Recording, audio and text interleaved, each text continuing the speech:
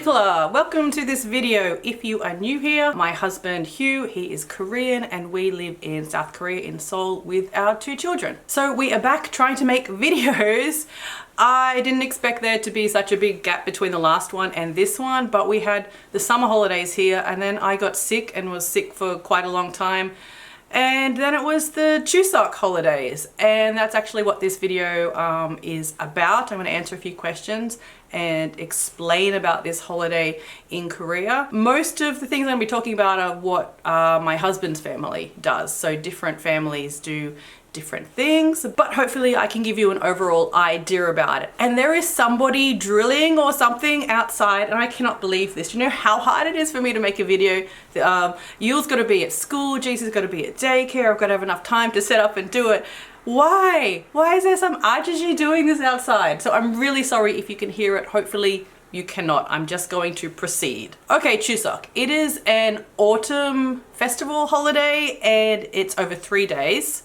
It's on the 15th day of the 8th lunar month, so there is a full moon and it's very beautiful. So it's the time of year when the crops are ready to be harvested, so it's a pre-harvest holiday festival traditionally. You'll sometimes see people call Chuseok like, oh, it's a Korean Thanksgiving holiday, like they try to relate it to American Thanksgiving holiday. But I've seen a bit of pushback about that lately, that American Thanksgiving is after the harvest and this is pre-harvest, and also we don't need to look at everything through an American-centric lens either. There is evidence going back over 1,000 years that back then they also celebrated autumn harvest festival things as well, and then there's been just gradual change over the centuries until what there is now. So for Chuseok, you return to your parents' home, or it might be your grandparents' home, and if you are married, if you're a woman and you're married, you go to your husband's family. Travel at this time of year is absolutely hectic, so all the trains and the buses get booked out and the traffic is just crazy. We left 2 days before the actual holiday, 4 a.m. in the morning, and there was still traffic coming out of Seoul, like we were still trapped in traffic. So everybody's usually going to more countryside areas or different cities. If your family is just originally from Seoul and you're in Seoul, well, easier for you. But Hugh's family is not. They're from the countryside, they're from Sancheong area, land of the strawberries. So we always try to go a little bit before and after the actual holiday to try and avoid some of that traffic. For some people, like 3 or 4 hour journeys usually can turn into like 7 or 8 hours. There are certain traditions for Chuseok, but not all families do all of them, and every family can be a little bit different. Most Christian denominations don't do the ancestral ceremonies, but I think some Catholics do. There is a lot of food preparation that is traditionally expected for the women to do. This is why a lot of women do not like Chuseok very much. Now, thankfully in Hugh's family, everybody actually pitches in, like his mum is in charge and doing a lot of it, but we all kind of switch in and out with like cooking the food. There's a lot of fried food, and so you spend a lot of the day sitting there cooking all this fried food. But Hugh's father will help, and Hugh will help, and his brother-in-law will help. So I have never had the all-day hot, stressful cooking all day doing that. His family is a lot more equal. So after Chuseok, you will hear all these stories from women that what they had to do on Chuseok and they didn't have help. My friend said even like right after Chuseok, she was like lining up for coffee and she could hear all the women behind her talking about what it had been like for them. So while we're cooking the fried food, we do eat a lot of it as we cook. Well, Hugh's family does. I don't know, other families might be like, don't eat it now, don't eat it now. But my mother-in-law will be, eat it now while it's nice and hot. Because then the next day, some of it is stacked up for the ancestral ceremonies. So Chade is the traditional ceremony that they do for ancestors, and you might have heard the word Jesa as well, which is the same. And it's just a way of paying respect and honor to ancestors, and it's usually just a certain amount of generations back. So there is food and there is wine, and things are set out in a certain way, and this is what my father-in-law does and what he knows. So we rely on him for setting everything up. So this is done on the middle day, the main day of Chuseok, and usually in the morning. Some families will do it really early, but like these days, Hugh's family doesn't do it too early. Make sure everybody's up and ready for it. So a window is opened, and also the tops of the fruit that are cut off And this is symbolic for like let the ancestors in and they can symbolically eat the food that is prepared for them. It's all food that supposedly, you know, they should really like. So it can be a big deal getting all the food that you want for this. For example, there's an octopus. You've got to make sure you've got an octopus, this type of fruit, this type of fruit, this type of fruit, and the john that we make, or the fried food like that. And Hugh's family is quite relaxed. Like the children are there. There's our kids, and there's my sister-in-law's kid as well usually. She comes back, so technically she, you know, could be going to her husband's family, but she comes back to our family because there's not that many of us. So we have kids there. So you might be wondering, well, what's it like doing this like solemn ceremony and you've got kids there? Well, Hugh's family is very relaxed. I have heard some other families are like quite strict about it, but then I've seen some other families do things like sing songs that their deceased relatives really like. So I think every family can put their own spin on it, and it can be sort of like as strict and as solemn as you want, or it can be sort of as fun as you want.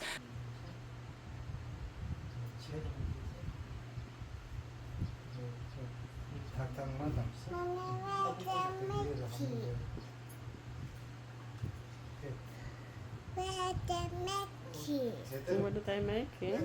A few years ago when we were doing it and I was trying to explain to Yule, so he was younger than he is now, I was trying to explain to him, you know, this is for the ancestors and they have died, but we prepared this food for them. And he said, if the ancestors are dead, does that mean that they're zombies? Like, no. So the other thing done for the ancestors is to go up to where their graves are and clean up the grave, and again then offer the some food, some alcohol and some food like that. But I haven't done that in years. I think Hugh's father goes and does that, but you have to go up the mountain to where the graves are. It's not like a Western style graveyard like that. It's like individual graves are like dotted all over the mountains and that. So you've got to go to where your specific relatives are, and it can be hard sometimes. So like our family doesn't all go and do that. And this year Yule was old enough to do more of the ceremony as well, which was like a great experience for him. So my father-in-law was showing him how to do the thing and everything like that. So things that are eaten on Chuseok. So there is the john, that is so much john that is made, the things that are fried things. And then there's the songpyeon, but some families will make that, but we usually just buy because we can't be bothered making so much of that. And so much Chuseok food is just sold as well. Like if you stay in Seoul, you just go to the markets and buy all the john and all that type of stuff as well. Families don't have to be making everything and being stressed out making that. Times when we have been in Seoul, we have just, for a holiday, we have just gone to the local markets and somebody else there cooks all the john for you. And japchae is another thing that is eaten on this holiday. And my mother-in-law usually does things like bossam and like other rice dishes and that, and all the amazing food that she does. So Chuseok gifts is another really big thing. If you go into a supermarket around the Chuseok holiday, you will see these massive gift sets of, there might be fruit or cooking oil or spam or even like shampoo and things like that. Usually big box gift sets like this. And you give to family members and you give to other families. So these days, a lot of families also just order food instead of doing the traditional foods or cooking all the john and that. They just have a relaxed holiday and they order some food. So there's a big range of what people do. There's the very patriarchal, traditional families that put a lot of stress on women. And then there's ones that are sort of, you know, a bit more relaxed about things. We're going to choose what we're going to do. You have a mix of modern and old. And then there's the super relaxed ones that barely do anything. Years ago, we used to have a lot more extended family visit us. But these days, it's really just like our close family, which makes it a lot more relaxed because we're not sitting there waiting for visitors to come, which can be kind of part of the holiday season, is like cousins you see once a year, and it can be kind of like awkward, like sitting there like what do you talk about, that type of thing. But the Chuseok that we just had was lovely. It was great. No offense to extended family members. So the children put on their traditional Hanbok clothes. So Hanbok is just traditional Korean clothes. These days it's usually the kids that do it. Parents don't really bother too much. One reason being children's hanboks are very cheap. And so they're easy to get, where adult proper ones are, you know, a lot more expensive. When I first lived in Korea, we were living in the countryside for 2 years, my in-laws did get me a really nice hanbok, and so I would wear that on holidays. But now I'm a mom and like I'm doing all this stuff, and hanboks are big dresses, and it doesn't make sense for me to have it on when I'm like holding a toddler the whole time. So I think the giving money is more of like the Solar, the Lunar New Year thing, but like we still do it so the kids are excited to get some money as well, put the hanbok on and do that. So because of climate change, it was so hot. Like I said, like Chuseok was lovely, but it was also so hot. Like never had a Chuseok this hot before. My sister-in-law and I, we took the kids to the beach. Like not too far away, but a lovely little beach. And so Chuseok kind of became a beach holiday as well, which is really strange.